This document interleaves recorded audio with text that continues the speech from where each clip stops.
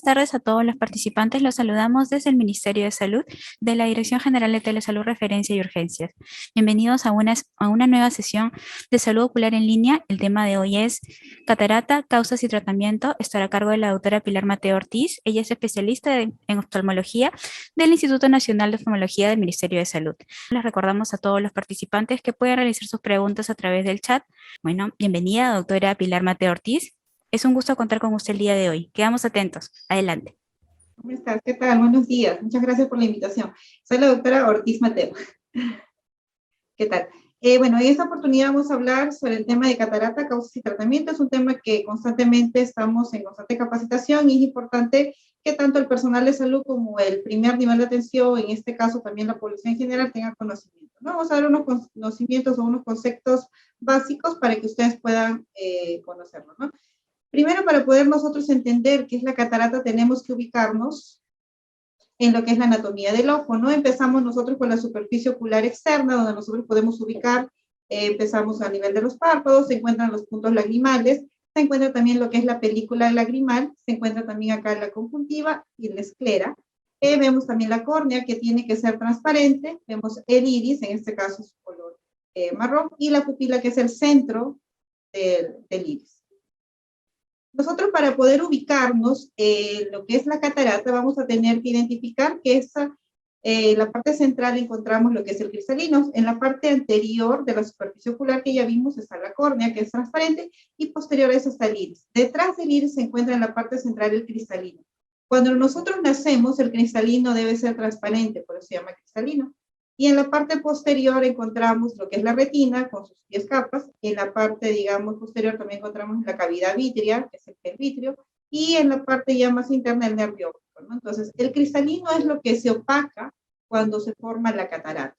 Entonces, ya estamos ubicados en la parte anatómica para poder explicarle lo que es la catarata, ¿no? Entonces, la catarata, ¿qué viene a ser? Viene a ser la opacidad del cristalino, ¿no? Normalmente en las personas jóvenes, este cristalino lo podemos evidenciar a través de la pupila como una pupila transparente, ¿no? Negra, porque no hay ninguna, digamos, opacidad de medios. Pero cuando este cristalino empieza a posificarse por diferentes causas, va tomando esta coloración que puede ser blanquecina, amarillenta, dependiendo del tipo de catarata, ¿no? Y esta pupila, que en su caso debe ser transparente, se vuelve oscura, ¿no? O ocupada.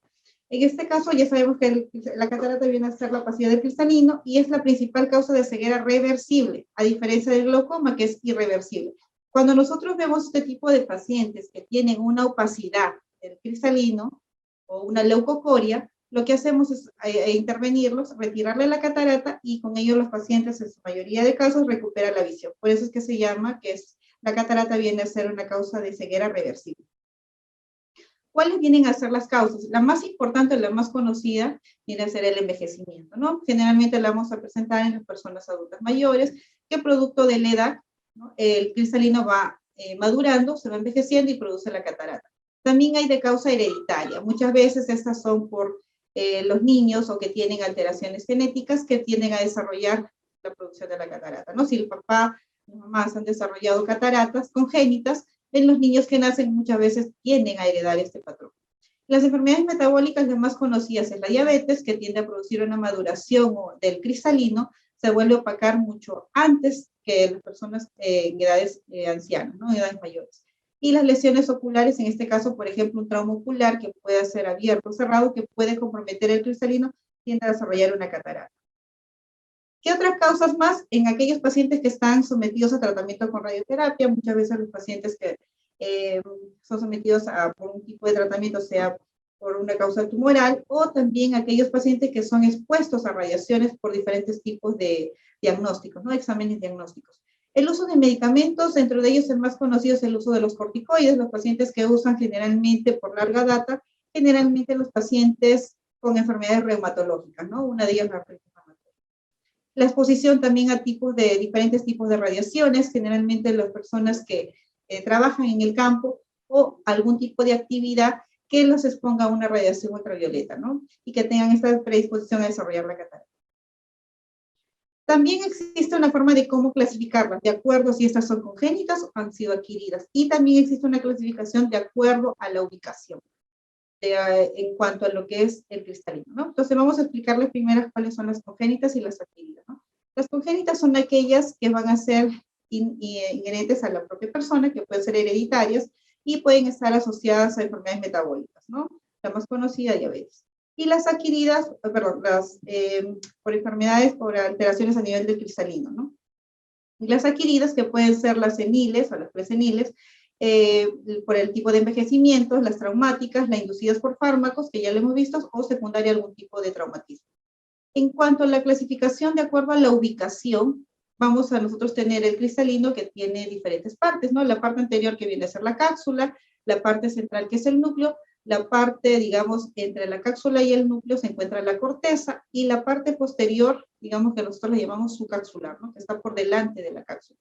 Entonces, las cataratas que nosotros podemos identificar, por ejemplo, acá tenemos una catarata cortical, que es la mayor, digamos, opacidad se muestra a nivel de la corteza, pero también vemos una opacidad a nivel central, que es nuclear, y esta es una catarata nuclear donde vemos o se aprecia que existe la mayor opacidad a nivel central, ¿no? A nivel del núcleo.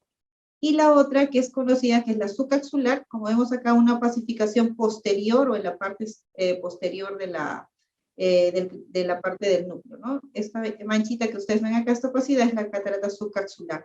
Entonces, este tipo de cataratas pueden ir las tres tipos juntas, ¿no? No necesariamente puede identificarse una en un paciente, sino pueden estar presentes las tres, pueden estar presentes dos, y eso lo vamos a identificar en el momento de la evaluación de los pacientes, la cual nosotros realizamos, y es muy importante para, en este caso, para nosotros como cirujanos, para poder realizar el tipo de cirugía, ¿no?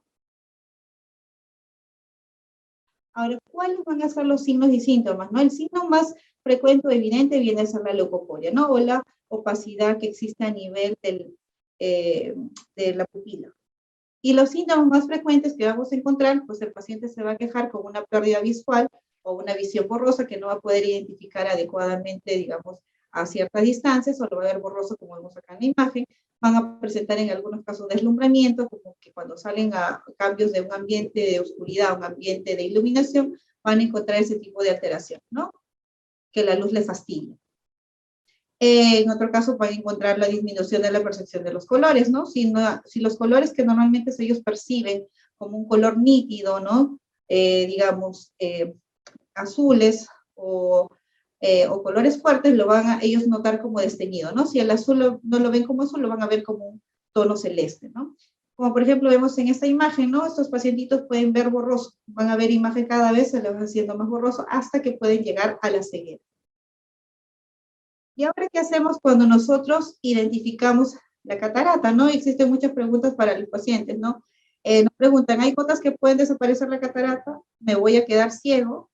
Y algunos también expresan que tienen miedo a operarse, y es urgente o no operarse la catarata, ¿no? Entonces, todo eso vamos a nosotros a aplicarle a los pacientes cuando llegan a la consulta, ¿no?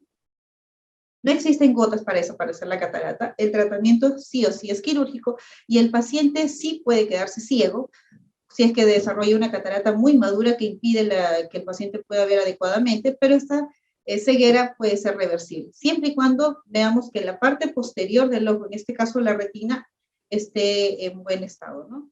Y muchos pacientes tienen miedo a operarse, pero para ello nosotros tenemos que explicarle cuál va a ser el procedimiento que vamos a seguir para que puedan reducir ese riesgo que tienen, ¿no? Y es urgente operarse la catarata. No toda catarata se tiene que operar de forma inmediata. Para ello tiene que ser evaluado por un paciente, por el médico especialista, para que pueda identificar cuáles son los riesgos y en qué momento tiene que operarse. Ahora, la evaluación. La evaluación es muy importante. Con ella nosotros podemos identificar cuánto de agudeza visual tiene el paciente, cuánto va a ser la pérdida de visión que ha tenido el paciente de acuerdo a la catarata, y qué tipo de cirugía es la que vamos a realizar, ¿no? Y con ello tenemos que explicarle también al paciente cuáles van a ser los riesgos y los beneficios de determinado tipo de intervención. Entonces, ¿qué pasa primero al paciente? Va a pasar por una agudeza visual. Como ustedes ven en la primera imagen, se le toma la agudeza visual. Generalmente a los pacientes que tienen cataratas, la agudeza visual es baja, ¿no? Pasan por un examen ocular externo a través de una lámpara de hendidura, siguiendo todos los protocolos ahora de bioseguridad que todavía nos encontramos en pandemia, y podemos nosotros identificar los diferentes tipos de catarata, ¿no? Por ejemplo, miren este paciente que tiene una catarata bilateral, logran ustedes visualizar a nivel de la pupila dilatada, ¿no? Esto lo podemos identificar a través de una dilatación de la pupila y vemos la opacidad que existe a nivel, ¿no? En la parte central, ¿no? La leucocoria. Por ejemplo, acá es una catarata madura o hipermadura, ¿no? Una catarata blanca, acá una catarata senil, que generalmente produce una opacidad a nivel central, a nivel nuclear, y esta es una catarata subcapsular posterior, ¿no? Ahora, ¿la evaluación qué consiste? La evaluación que vamos a realizar también tiene que continuar con un fondo de ojo. Es importante para nosotros siempre y cuando la catarata permita ingresar hacia la parte posterior del ojo, ¿no? Podamos identificar, si vemos acá como en esta imagen una catarata muy madura, va a ser difícil nosotros poder hacer la evaluación del fondo de ojo, ¿no? Como oftalmólogos. Pero si es una catarata entre moderada, leve, nos va a permitir evaluar el fondo de ojo y poder identificar si existe algún tipo de lesiones o cambios a nivel de la retina. Esto es importante porque de esto va a depender cómo va a ser la evolución o la recuperación de los pacientes en cuanto a la visión. Por ejemplo, esta es una imagen de un paciente que tiene una retinopatía miópica, ¿no? Si nosotros operamos una catarata, tenemos que explicarle al paciente que si su retina tiene ciertos cambios, probablemente se recupere la visión, pero no en un 90%, ¿no? De repente recuperará un 30-40%. Si este paciente tiene un problema a nivel macular, como en esta imagen, que vemos un desgaste de la mácula, ¿no? También tenemos que explicarle que al retirarle la catarata, le va a ayudar a que mejore o le dé un poco más de claridad, ¿no? Pero su hueso visual probablemente no mejore mucho o no note mucho el cambio porque va a tener un problema a nivel macular. Y estos otros cambios que nosotros encontramos en pacientes que tienen problemas en las retinopatías diabéticas, ¿no? Pacientes diabéticos que han desarrollado cataratas y que al momento de retirarle pues, la catarata logramos identificar cambios a nivel de la retina, ¿no? A nivel de los vasos. Entonces también tenemos que explicarle a los pacientes que probablemente su visión no mejore. En el caso de los pacientes que tienen retinopatía diabética, nosotros tenemos que retirar la catarata para poder darle tratamiento o identificar en qué grado se encuentra la retinopatía diabética, ¿no? Por eso es importante siempre concluir con un fondo de ojo. Ahora, los exámenes que vamos a pedirle a los pacientes para la cirugía, en el preoperatorio, los importantes o los básicos, digamos que son los exámenes de laboratorio, exámenes de sangre como cualquier cirugía que se va a realizar, luego va a pasar por un riesgo quirúrgico. Y en los exámenes propios del ojo, los más importantes que siempre debemos de pedir es la microscopía especular, que nos va a permitir evaluar cuánto de células tiene la córnea. Con ello también nos va a poder identificar para el cirujano, prepararnos para el momento de la cirugía, saber cómo vamos a actuar en la cirugía, qué prevención tenemos que tener para disminuir los riesgos de una descompensación corneal y con eso también explicarle al paciente. Una ecografía ocular es importante porque si en algunos momentos durante el fondo de ojo no logramos identificar si existe alguna lesión a nivel de la retina, la ecografía sí nos logra identificarlo, ¿no? Para evaluar todo lo que es la parte interna del ojo. La biometría es muy importante porque con ello nosotros identificamos el cálculo del lente intraocular. Al momento de nosotros retirar la catarata, tenemos que colocar en su lugar, reemplazarlo por un lente intraocular para que pueda mejorar la visión.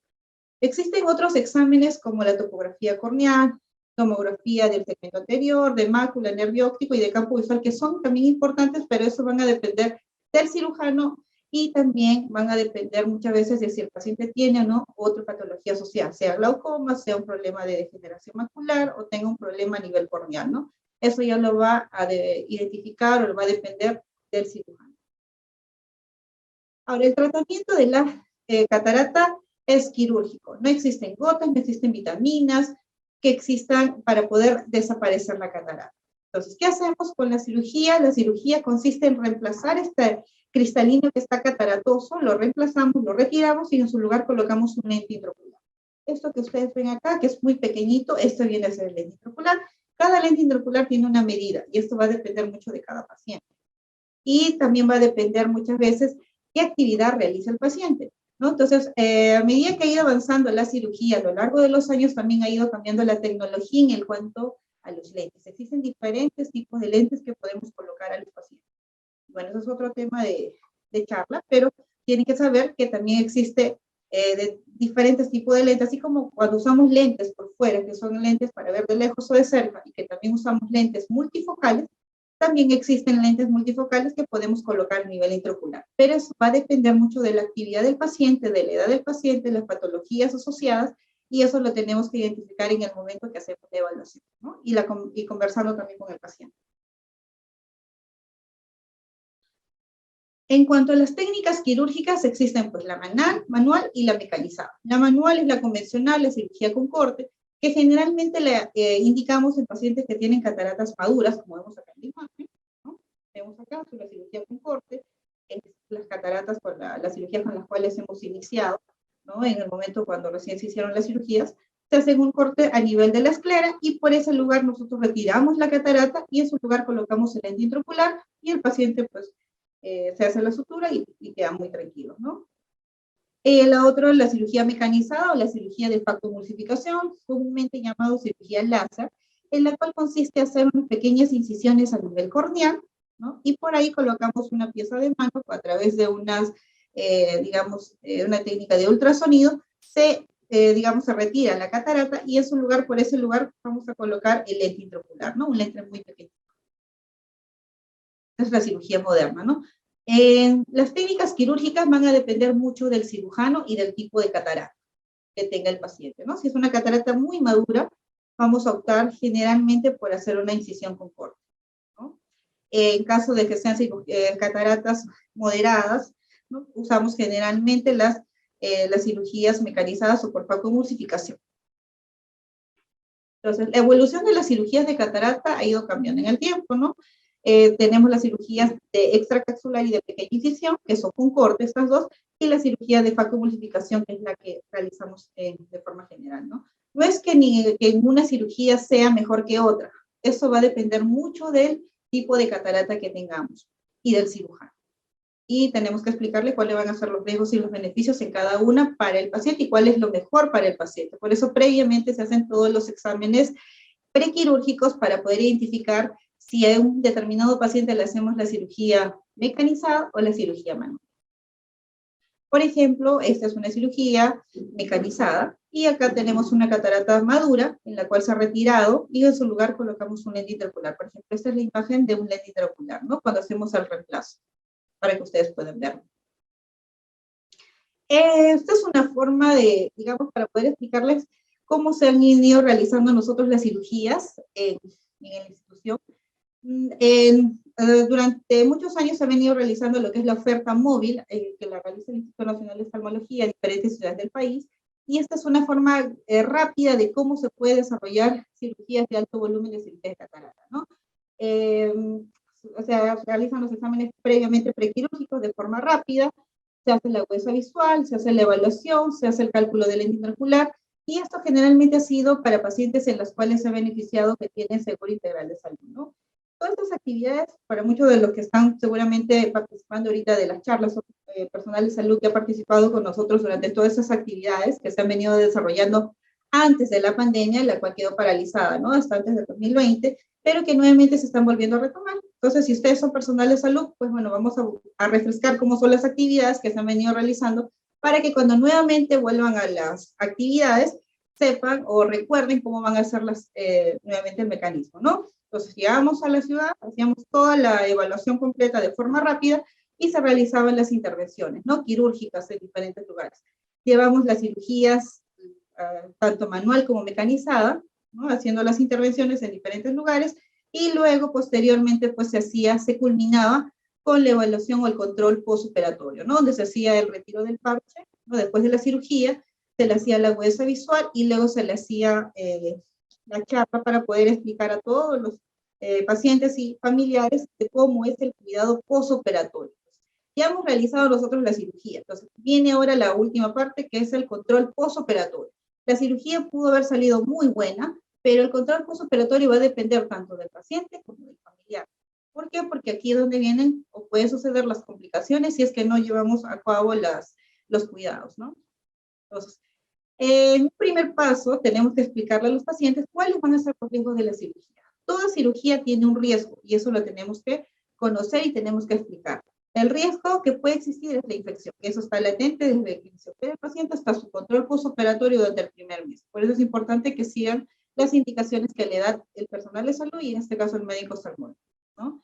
Entonces tenemos que explicarle que puede existir el riesgo de infección, puede existir una inflamación persistente de la córnea, que eso produce una descompensación corneal, y esto muchas veces es porque a veces no hemos, digamos, no se ha cuidado adecuadamente el proceso inflamatorio posterior a la cirugía. Por eso es importante continuar con sus gotas. Puede haber inflamación de la retina, puede haber un desprendimiento de la retina posterior a la cirugía, puede haber una ruptura de la cápsula posterior en el momento de la cirugía y puede haber una hemorragia expulsiva. Todo esto se tiene que explicar al paciente y para ello, para reducir los riesgos, tenemos que conversar con el paciente y con el familiar y también hacer una evaluación preoperatoria. En el caso de un riesgo de una hemorragia expulsiva, que es una de las complicaciones más temidas para los cirujanos, porque esto se debe muchas veces a que el paciente es un paciente hipertenso, mal controlado, que en el momento de la cirugía empieza a sangrar, y sangra tanto que a veces produce una hemorragia que literalmente, como dice ahí, expulsiva, se expulsa todo el contenido del globo ocular, ¿no? Entonces hay que tener mucho cuidado con eso. Por eso es importante que los pacientes ingresen con una presión arterial adecuada y con una glucosa adecuada. Entonces, existen algunos casos en los cuales no se va a recuperar la visión. ¿Cuáles son esos? Pacientes que tienen una degeneración macular marcada, pacientes que tienen un glaucoma avanzado o pacientes que tienen una retinopatía diabética también avanzada, ¿no? Entonces, existen esas patologías en las cuales la agudeza visual no va a mejorar mucho, ¿no? Los pacientes se operan y dicen, doctor, veo igual como si no me hubiese operado, ¿no? Entonces, tenemos que explicarles cuáles, ¿no? A ver, dentro de los cuidados posoperatorios, que es lo que estábamos comentando hace unos momentos, ¿qué es lo más importante que debemos tener en cuenta? La higiene ocular, el lavado de manos es muy importante para la persona que va a colocarle las gotas, ¿no? Tienen que tener una adecuada limpieza de los ojos, porque al colocarle las gotas también dejan un residuo, y si no limpiamos adecuadamente también puede ser un riesgo de infección. El uso correcto de las gotas, verificar que las gotas que le estamos colocando sean las indicadas, no confundirlas, porque a veces ha pasado que confunden las gotas del oído con las gotas del ojo, ¿no? Y en vez de ayudarlos generamos una mayor inflamación. No debemos olvidar que deben continuar con su medicación habitual. Si el paciente es hipertenso, si el paciente es diabético, deben continuar con sus medicamentos, no los deben suspender. Y acá muy importante que deben acudir a los controles. Los controles postoperatorios generalmente se dan al primer día, que es al día siguiente después de la cirugía, donde acude para poder retirar el parche ocular, y luego los controles posteriores van a ser de acuerdo a la exigencia del cirujano. Generalmente son al tercer día posoperatorio, luego a la semana, luego a las 2 semanas y luego al mes. ¿Ya? Y durante todo ese tiempo, ¿qué debemos evitar? El esfuerzo físico, la exposición a la radiación ultravioleta o al sol, al polvo, ¿no? No debemos frotarnos los ojos y mucho menos automedicarse, ¿no? Entonces, todas esas indicaciones tenemos que darle a los pacientes. ¿Cuáles vienen a ser los signos de alarma? Que el ojo persista con el ojo rojo, que tenga el dolor ocular que sea persistente o que se incremente, que la visión borrosa se incremente, que haya un lagrimeo continuo y que aparezca legal, ¿no? Todos estos signos de alarma tenemos que explicarle al paciente para que acuda rápidamente al oftalmólogo, ¿no? Si no esperar a su próxima cita de 1 o 2 semanas. ¿Por qué? Porque esto puede ser el tiempo importante para poder, digamos, si hablamos de un proceso infeccioso, en este caso la endoftalmitis, esta disminuya ese riesgo y podemos entrar a una intervención de, digamos, de limpieza de esta infección y podamos mantener o recuperar la visión.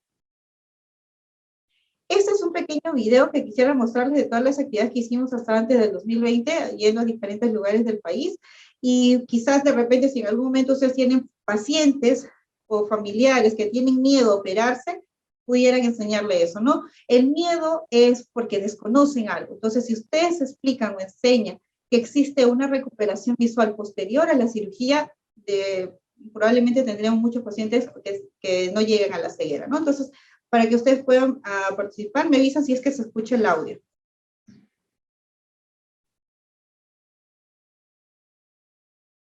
No se logra escuchar el audio. ¿No se logra escuchar el audio? ¿Es la música tampoco? No, no se escucha. De repente descompartimos la pantalla y a la hora de compartir se coloca, compartir también el sonido de la, a ver, descompartimos la pantalla, Ok, ya descompartir la pantalla, y a ok. la hora de compartir, en la parte de abajo aparecen unos cuadraditos que tiene que darle check. Uno en el costado dice compartir el sonido y el otro es, hay dos cuadraditos antes de compartir. No, no los ubico. A ver.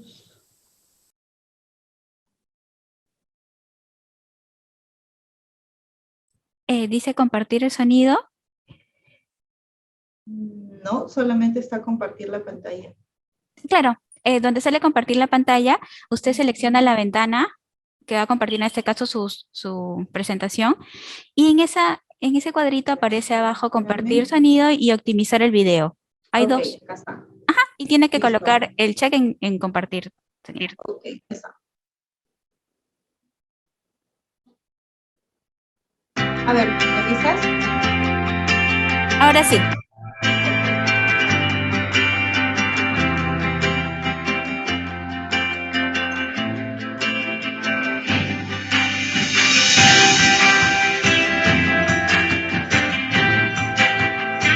Mi ojo derecha totalmente se ha tapado, no puedo caminar, a veces caer, me han operado, ahora muy bonito se mira, ahora también ya estoy bien.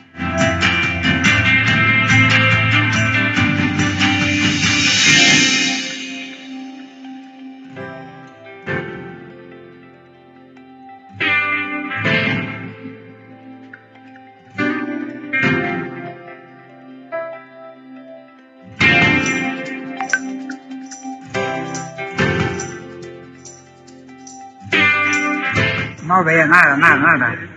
Ahora sí puedo caminar, le puedo leer. Muy contento estoy. No tengo dolores, nada. Gracias, Digno. Por usted estoy operado. Gracias por todo.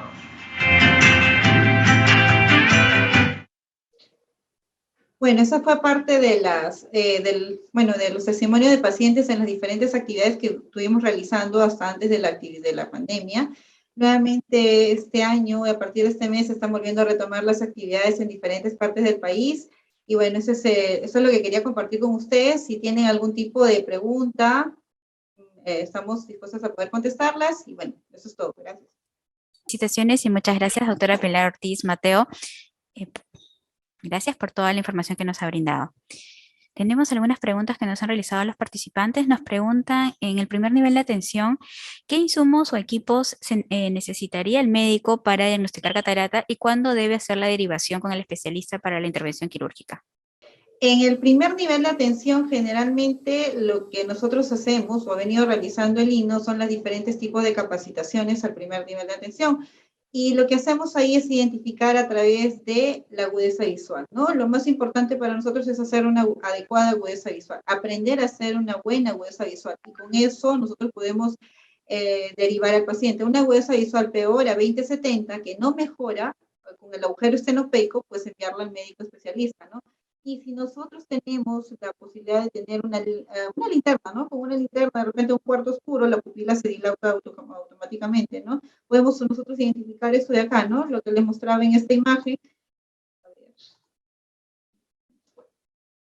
Lo que podemos identificar en esta imagen, ¿no?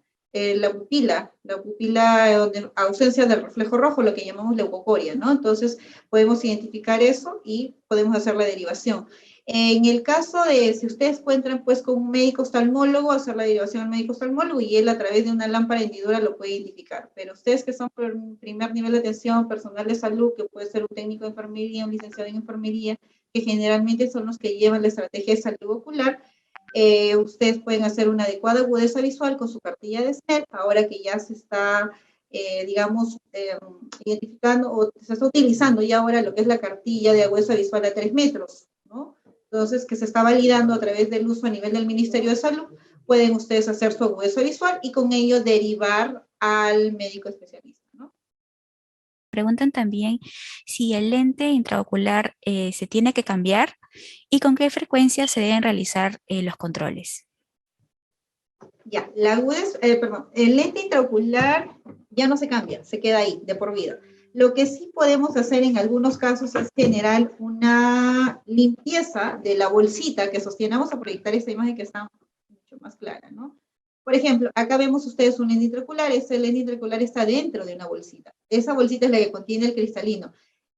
Retiramos el cristalino y en esa bolsita se coloca el lente intraocular. Entonces, lo que muchas veces pasa es que se opacifica esta bolsita, la parte posterior de la bolsita se opacifica y nosotros podemos hacer una limpieza con láser. se limpia la bolsita y el paciente nuevamente recupera la visión. Por ejemplo, a ver, me han traído acá unas maquetas, no sé si me logran identificar ahí en la pantalla, vamos a ver. Digamos, del cristalino, pero en grande, ¿no? El cristalino, yo le digo a los pacientes, es como si fuera una lenteja. Es igual que una lenteja, y bueno, tienen las cataratas tienen diferentes formas, entonces en su lugar, entonces lo que hacemos es, este cristalino lo retiramos y en su lugar colocamos el lente intraocular, ¿no? El lente intraocular existen de diferentes tipos, ¿no? Lo que yo les comentaba. Existen lentes intraoculares, los monofocales, que solamente sirven para poder nosotros visualizar de lejos, y después cuando ya nos hemos operado utilizamos lentes de montura por fuera para la visión de cerca, ¿no? Esta es la forma que tienen los lentes intraoculares, ¿no? Pero es muy pequeñito, ¿no? Como la imagen que les mostré anteriormente. Existen diferentes tipos de lentes. Este es un lente monofocal, este es un lente, digamos, tórico, porque tiene acá los tres puntitos donde nosotros podemos ubicar de acuerdo al eje, ¿no? Que vamos a ubicar. Los lentes multifocales, ¿no? Los similares a los lentes que utilizamos por fuera, ¿no? Lentes multifocales de medida donde vemos de lejos, intermedio, de cerca, también podemos colocarlos, ¿no? Y estos lentes intraoculares van a depender mucho de la edad del paciente, del tipo de trabajo que realiza el paciente, y también si existe o no algún tipo de patología asociada, ¿no? Existen, ahora en el mercado, pues existen diferentes tipos de lentes, una infinidad de lentes, los costos también van a depender del tipo de lente, pero lo más importante es que usted siempre se aseguren con cualquier médico cirujano que vean que el lente intraocular tenga protección ultravioleta, ¿ya? Eso es lo más importante. Gracias, doctora. Y nos preguntan, ¿cada cuánto tiempo se hace la limpieza del lente intraocular? Se realiza una sola vez. No existe que se vuelva a opacificar otra vez, no. Solamente una sola vez se hace esa limpieza no del lente, sino de la bolsa que contiene el lente intraocular.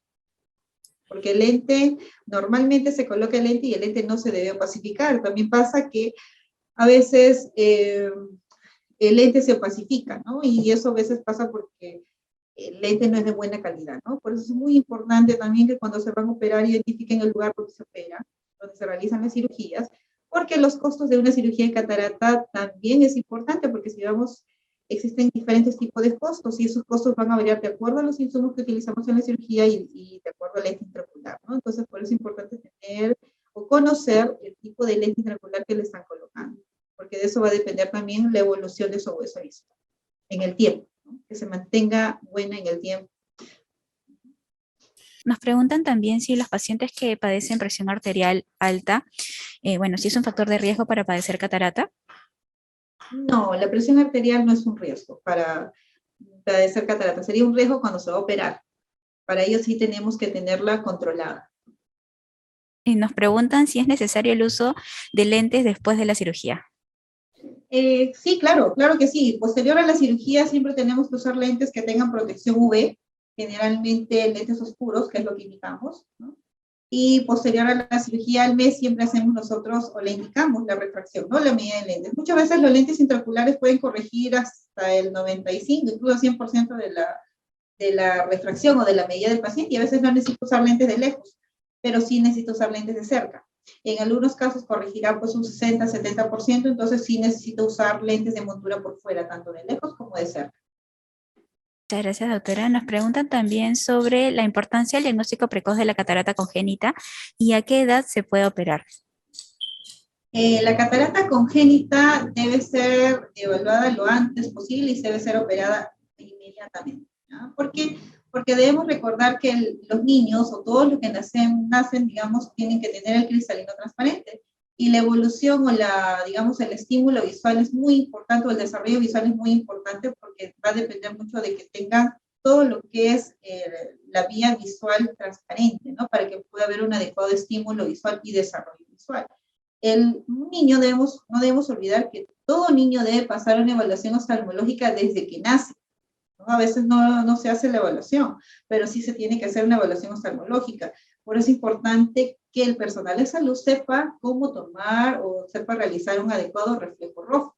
Incluso ese reflejo rojo se tiene que hacer desde el nacimiento para poder identificar que no existe ningún tipo de patología, porque si en este caso nosotros podemos identificar que existe una catarata congénita, tenemos que operarla inmediatamente. ¿Para qué? Para que ese niño tenga un adecuado desarrollo visual. ¿Ya? Debemos recordar siempre eso. Inmediatamente identificamos la catarata congénita, tiene que operarse inmediatamente. Muchas gracias, doctora Pilar Ortiz Mateo, especialista en oftalmología del Instituto Nacional de Oftalmología del Ministerio de Salud. Doctora, ¿tendría algunas recomendaciones finales para todos los participantes? Las recomendaciones finales, bueno, en esta época de pandemia, igual las mismas consideraciones de bioseguridad. En cuanto a lo que es los pacientes con la parte oftalmológica, siempre recordarles que tienen que pasar una evaluación oftalmológica al menos una vez al año, ¿no? En caso de niños, ya lo vuelvo a repetir, la evaluación siempre debe ser desde el nacimiento, puede ser a los 3 meses, a los 6 meses, ¿no? Y luego ya, pues, según la evaluación encontremos 3 o 6 años, ¿no? En caso de pacientes adultos mayores, siempre una evaluación oftalmológica al menos una vez al año. Si son pacientes que tienen factores de riesgo como diabetes o pacientes que tienen algún tipo de patología asociada, que consuman otro tipo de medicamentos como los corticoides, tienen que también pasar una evaluación oftalmológica. No debemos olvidar que los corticoides no solamente producen catarata, sino también que pueden producir el riesgo de desarrollar glaucoma. Por eso es importante la evaluación oftalmológica. Y siempre acudir al médico especialista, no automedicarse, porque en esa automedicación podemos dejar pasar muchas patologías o podemos generar una inflamación o podemos generar una patología adicional, ¿no? A la que ya tenemos. Muchas gracias nuevamente, doctora Pilar Ortiz Mateo. Gracias por acompañarnos el día de hoy y brindarnos esta excelente información. Esperamos contar con usted para próximas telecapacitaciones. Muchas gracias. Listo, muchas gracias. Hasta luego.